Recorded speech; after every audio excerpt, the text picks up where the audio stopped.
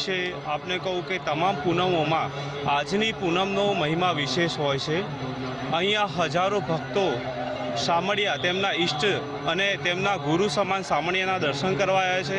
આ સાથે હું પણ મારા પરિવાર સાથે મારા મિત્રો સાથે શામળિયાના દર્શનાર્થે આવ્યો છું।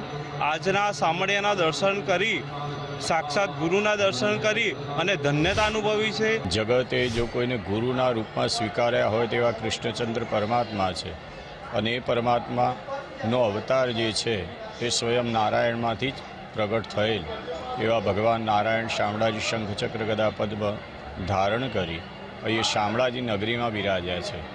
અનેક ભક્તો આજે ગુરુ પૂર્ણિમાના દર્શન કરી અને ગુરુ તરીકેની ભગવાનની એક અને ભક્તની એક પરંપરા જે છે એ પરંપરાના અનુસંધાને લાખો ભક્તો સવારથી માંડી અત્યાર સુધી દર્શન કરી ધન્યતા અનુભવ્યા છે।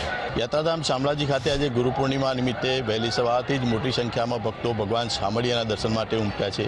હાલ અત્યારે યાત્રાધામ શામળાજી ખાતે છીએ। દ્રશ્યોમાં આપ જોઈ શકો છો કે વહેલી સવારથી જ ભક્તો ભગવાન શામળિયાના દર્શન માટે મંદિર ખાતે પહોંચી રહ્યા છે। ખાસ કરીને ગુરુ પૂર્ણિમા નિમિત્તે ગુરુ અને તેઓના આરાધ્ય દેવનું જે પૂજન છે તેનું એક વિશેષ મહત્ત્વ હોય છે। ત્યારે વહેલી સવારથી જ મોટી સંખ્યામાં ભક્તો ભગવાન શામળિયાના તેઓના આરાધ્ય દેવના દર્શન માટે યાત્રાધામ ખાતે ઉમટી રહ્યા છે।